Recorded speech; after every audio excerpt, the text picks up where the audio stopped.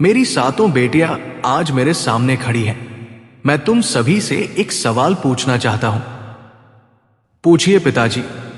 बताओ, तुम किसके भाग्य का खाते हो? पिताजी, मैं आपके भाग्य का खाती हूं। शाबाश बेटी। और तुम? मैं भी आपके भाग्य का खाती हूं पिताजी। एक एक करके सभी बेटियों ने यही जवाब दिया। पिताजी, आपके भाग्य से ही हमारा जीवन सुखी है। हम सभी आपके भाग्य का खाती हैं। आपके बिना हमारा कोई भाग्य ही नहीं है पिताजी। राजा मुस्कुराया। यही सुनना चाहता था मैं। फिर राजा ने सबसे छोटी बेटी राधा की ओर देखा। अब तुम बताओ राधा, तुम किसके भाग्य का खाती हो? राधा ने शांत स्वर में कहा, पिताजी, मैं भगवान के दिए हुए भाग्य का खाती हूं। राजा का चेहरा गुस्से से लाल हो गया। क्या कहा तुमने? मैंने कहा पिताजी, मेरा जीवन भगवान की कृपा से चल रहा है। इंसान को जो कुछ भी मिलता है वो भगवान की कृपा से ही मिलता है। तो क्या मेरे महल में रहकर, मेरा भोजन खाकर और मेरे धन से पलकर भी तुम कहती हो कि तुम भगवान के भाग्य का खाती हो? राधा ने कहा, पिताजी, मैं आपके प्रेम और पालन पोषण का सम्मान करती हूं, लेकिन मेरा विश्वास है कि इंसान को जो कुछ भी मिलता है उसके पीछे भगवान की कृपा होती है। राजा क्रोधित हो गया। तुम्हारी इतनी हिम्मत कि तुम अपने पिता के सामने ऐसी बातें कर रही हो? मैं आपका अपमान नहीं कर रही पिताजी, मैं केवल अपने विश्वास की बात कह रही हूं। अच्छा, तुम्हें अपने भगवान के भाग्य पर इतना भरोसा है? जी पिताजी, तो आज मैं भी देखता हूं कि तुम्हारा भगवान तुम्हारे लिए क्या करता है। राजा ने सैनिकों को आदेश दिया। सैनिकों, जी महाराज।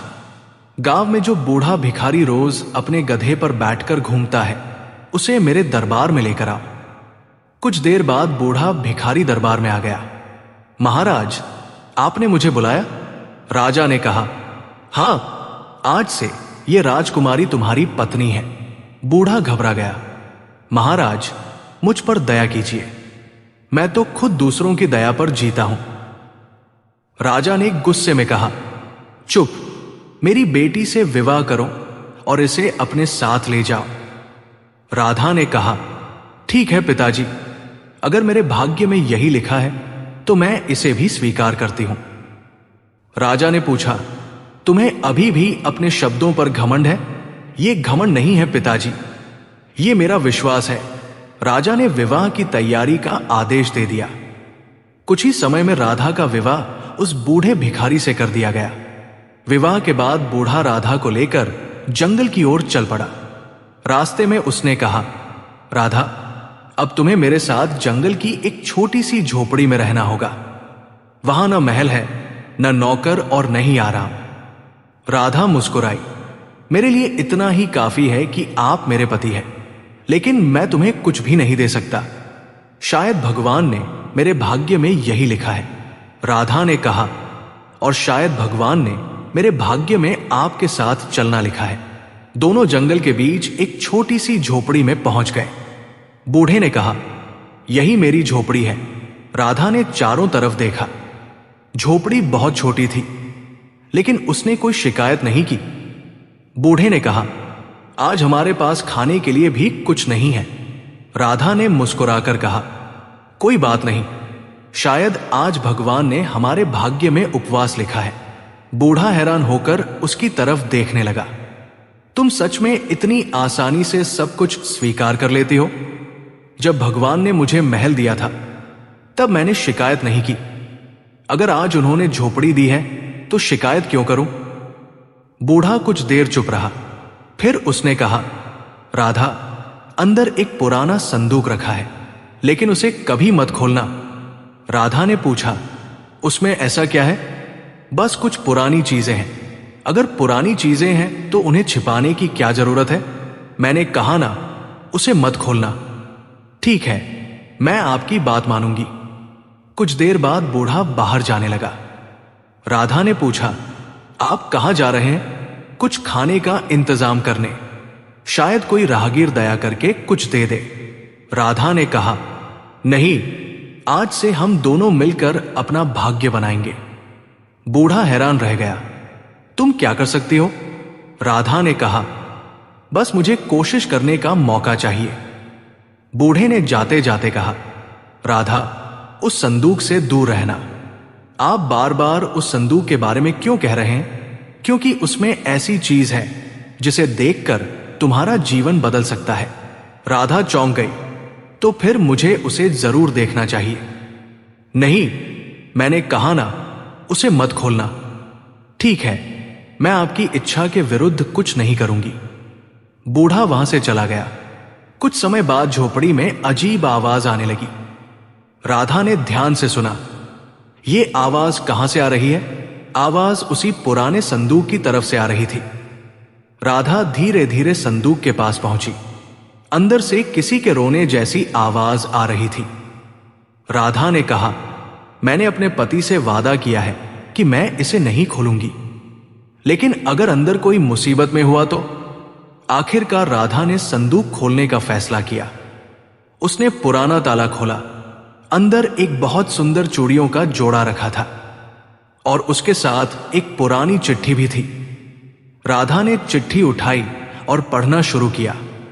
जिस दिन ये चूड़ियां राजमहल की सबसे छोटी बेटी के हाथों में पहनाई जाएंगी, उसी दिन सोया हुआ भाग्य जाग जाएगा। राधा ये पढ़कर हैरान रह गई। ये कैसी अजीब चिट्ठी है? तभी अचानक झोपड़ी का दरवाजा खुला। बूढ़ा वापस आ चुका था। उसकी नजर खुले हुए संदूक पर पड़ी। तुमने संदूक खोल दिया? राधा ने हाथ जोड़कर कहा, मुझे माफ कर दीजिए। अंदर से रोने की आवाज आ रही थी, इसलिए मैंने इसे खोल दिया।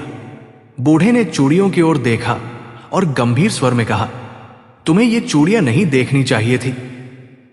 राधा ने पूछा, इन चूड़ियों का राज क्या है? बूढ़े ने कुछ देर चुप रहने के बाद कहा, ये मेरी पहली पत्नी की चूड़ियां हैं। राधा ने पूछा, आपकी पहली पत्नी? हां, वो इन्हें बेचकर हमारा घर चलाती थी। फिर वो अब कहां है? बूढ़े की आंखें नम हो गई। अब वो इस दुनिया में नहीं है। राधा को बहुत दुख हुआ, लेकिन हमारे पास खाने के लिए भी कुछ नहीं है। इन चूड़ियों को बेचकर हम कुछ खाना और सामान ला सकते हैं। बूढ़े ने तुरंत कहा, नहीं राधा, इन चूड़ियों को बेचने की कोशिश मत करना। लेकिन हमारे पास कोई और रास्ता भी तो नहीं है। मैं किसी तरह इंतजाम कर लूंगा। राधा ने दृढ़ होकर कहा, नहीं, मैं खुद गांव जाऊंगी और कोई काम ढूंढूंगी। बूढ़े ने कहा, तुम जंगल के रास्ते अकेली नहीं जा सकती। मैं डरने वाली नहीं हूं, मेरे साथ भगवान है। बूढ़े ने अपना पुराना कपड़ा और एक छड़ी राधा को दी। इसे रख लो। राधा ने पूछा, आप मुझसे कुछ छिपा रहे हैं? समय आने पर तुम्हें सब पता चल जाएगा। राधा गांव जाने के लिए निकल पड़ी।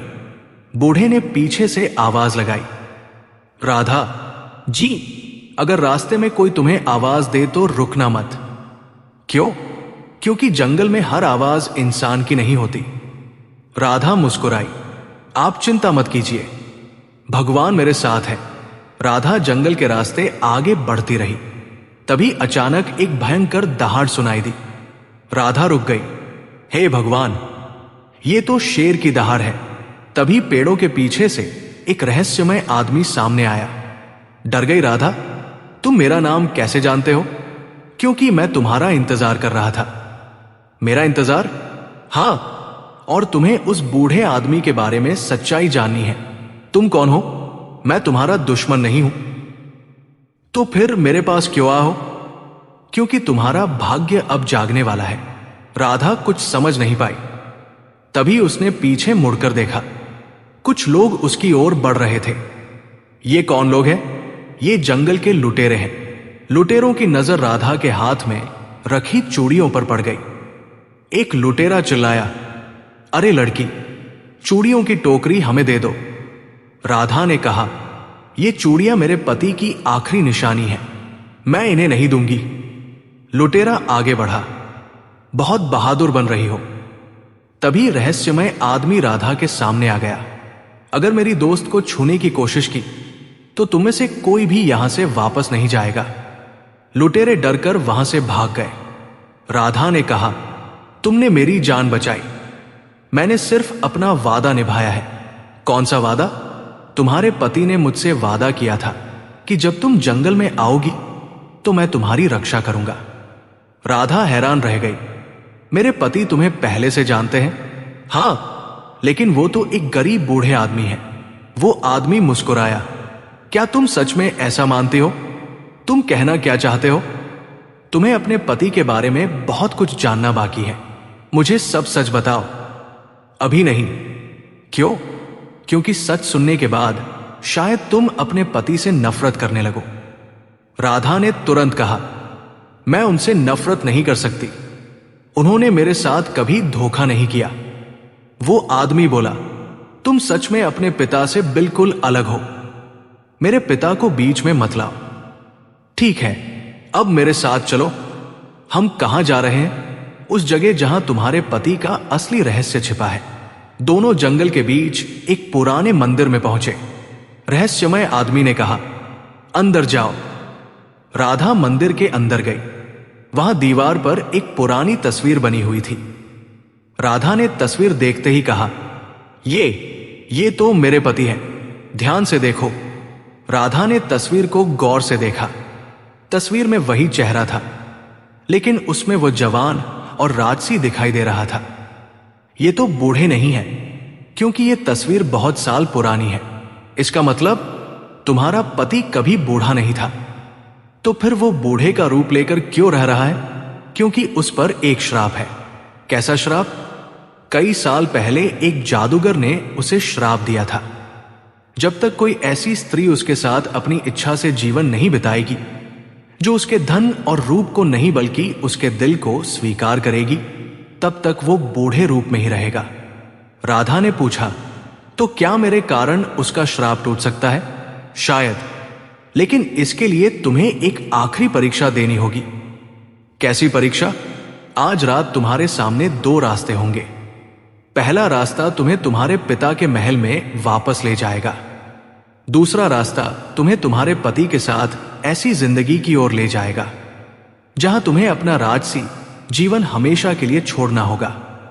राधा ने कहा, मैं अपने पति को छोड़कर कहीं नहीं जाऊंगी।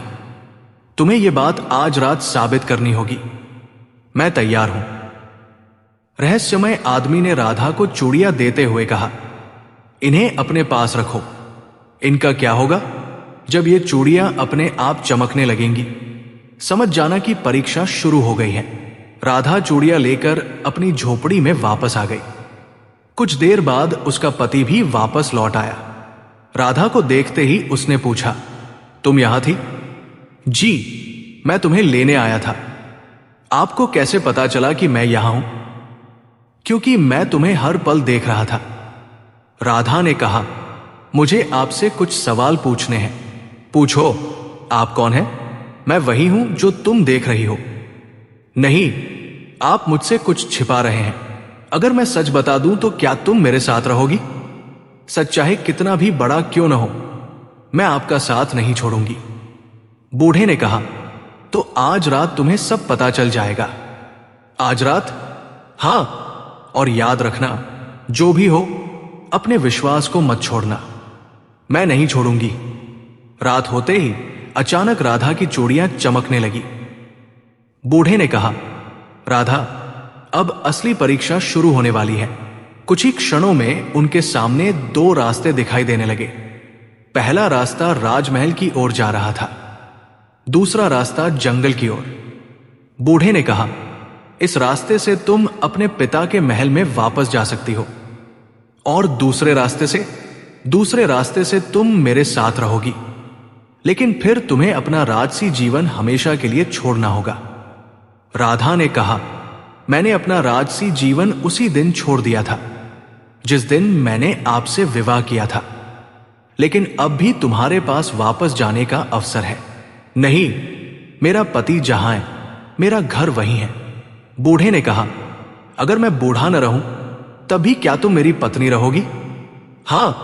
अगर मैं गरीब न रहूं तब भी? हां। और अगर मैं तुम्हारा पति ही न रहूं तो? राधा चौंक गई। ये कैसे हो सकता है? तभी अचानक चारों ओर तेज रोशनी फैल गई। तेज रोशनी के बीच राधा ने अपनी आंखें बंद कर ली। कुछ ही क्षण बाद जब उसने आंखें खोली तो उसके सामने एक जवान राजकुमार खड़ा था। राधा हैरान रह गई। आप? हां राधा, मैं वही हूं। लेकिन आप तो बूढ़े थे। वही मेरा श्रापित रूप था। आप असल में कौन हैं? मैं एक राजकुमार हूं। राधा को विश्वास नहीं हो रहा था। कई साल पहले एक जादूगर ने मुझे श्राप दिया था। उसने कहा था कि जब तक कोई ऐसी लड़की मेरे बूढ़े और गरीब रूप को देखकर भी मुझे सच्चे मन से स्वीकार नहीं करेगी, तब तक मैं इसी रूप में रहूंगा। राधा ने पूछा, तो आपने मुझसे विवाह सिर्फ अपना श्राप तोड़ने के लिए किया था?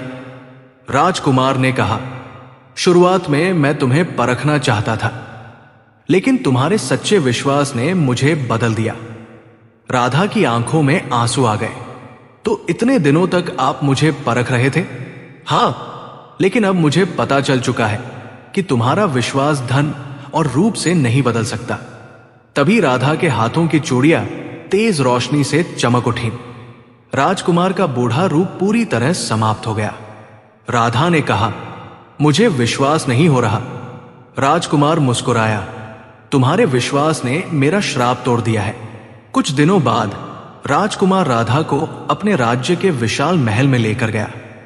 राजकुमार ने कहा, अब यह राज्य और इसकी सारी संपत्ति तुम्हारी भी है। राधा ने महल की ओर देखा। फिर उसकी नजर गरीब गांव वालों पर पड़ी। हमारे पास इतना धन है, लेकिन गांव के लोग अभी भी गरीब हैं। तुम क्या करना चाहती हो? राधा ने कहा, इस धन से गरीबों के लिए घर बनाएंगे। जिनके पास भोजन नहीं है उन्हें भोजन देंगे। बच्चों की पढ़ाई की व्यवस्था करेंगे। राजकुमार मुस्कुराया, जैसा तुम चाहो। धीरे धीरे गांव की हालत बदलने लगी। गरीबों के लिए घर बनने लगे। जरूरतमंदों को भोजन मिलने लगा। बच्चों के लिए पढ़ाई की व्यवस्था होने लगी। राधा का नाम पूरे राज्य में सम्मान से लिया जाने लगा। उधर राधा के पिता को खबर मिली कि गांव में एक नया राजमहल बना है। राजा ने कहा, चलो देखते हैं वहां कौन रहता है। जब राजा महल में पहुंचा तो सामने राधा खड़ी थी। राजा की आंखें खुली की खुली रह गई। ये राधा है? जी पिताजी। तुम इतनी धनवान कैसे हो गई? मैंने तो तुम्हारी शादी एक बूढ़े भिखारी से कर दी थी। राधा मुस्कुराई, वो बूढ़ा भिखारी मैं ही था। राजा ने राजकुमार को देखा। तुम? राजकुमार ने कहा, आपकी बेटी ने मेरे धन और रूप को नहीं बल्कि मुझे स्वीकार किया। उसने मेरे कठिन समय में मेरा साथ नहीं छोड़ा। राजा की आंखों में पछतावा भर गया। राधा, मुझे माफ कर दो। राधा ने पिता का हाथ पकड़ लिया। पिताजी, मैं आपसे नाराज नहीं हूं। राजा ने कहा, मैंने तुम्हारे विश्वास का मजाक उड़ाया था। मुझे लगा था कि इंसान का भाग्य सिर्फ धन और संपत्ति से बनता है। राधा ने कहा, पिताजी, भाग्य कब बदल जाए कोई नहीं जानता, लेकिन इंसान को अच्छे समय में घमंड और बुरे समय में निराशा नहीं करनी चाहिए। राजा ने भावुक होकर पूछा, बेटी, क्या तुम मुझे माफ करोगी? आप मेरे पिता हैं, मैं आपको कैसे माफ नहीं करूंगी? राजा ने कहा, आज से तुम्हारे लिए मेरे महल के दरवाजे हमेशा खुले हैं। राधा मुस्कुराई, धन्यवाद पिताजी, लेकिन अब मेरा घर यहीं है। राजा ने पूछा, और तुम्हारा भाग्य? राधा ने आसमान की ओर देखते हुए कहा, मेरा भाग्य भगवान लिखते हैं पिताजी, और मैं उनके हर फैसले को स्वीकार करती हूं। राजा की आंखों में गर्व था। तुम सच में मेरी सबसे समझदार बेटी हो। राधा ने मुस्कुराकर कहा, और आज भी मैं वही कहूंगी, मैं भगवान के दिए हुए भाग्य का ही खाती हूं। राजा अब समझ चुका था कि उसकी बेटी गलत नहीं थी। उसने राधा से कहा, आज तुमने मुझे सिखा दिया कि असली धन महल, सोना और संपत्ति नहीं है। असली धन है सच्चा विश्वास, मेहनत, प्रेम और अच्छा दिल। राधा ने अपने विश्वास से यह बात सच साबित कर दी। अगर आप भी मानते हैं कि भगवान का दिया हुआ भाग्य और हमारी मेहनत मिलकर जीवन बदल सकते हैं, तो वीडियो को लाइक करें और चैनल को सब्सक्राइब जरूर करें। कमेंट करके जरूर बताइए कि आप ये वीडियो कहां से देख रहे हैं। और याद रखिए, जिस इंसान का विश्वास मजबूत होता है उसके लिए मुश्किल रास्ते भी एक दिन मंजिल बन जाते हैं। अगर आपको राधा की ये कहानी और उसकी विश्वास से भरी सोच पसंद आई हो तो वीडियो को लाइक जरूर करें। ऐसी ही दिल छू लेने वाली और प्रेरणादायक कहानियों के लिए हमारे चैनल उजागर मोटिवेशन को सब्सक्राइब जरूर करें। कमेंट में जरूर बताइए, क्या आपको भी विश्वास है कि मेहनत और भगवान पर भरोसा इंसान की जिंदगी बदल सकता है? मिलते हैं अगली प्रेरणादायक कहानी में। उजागर मोटिवेशन, जहां हर कहानी देती है जिंदगी बदलने की सीख।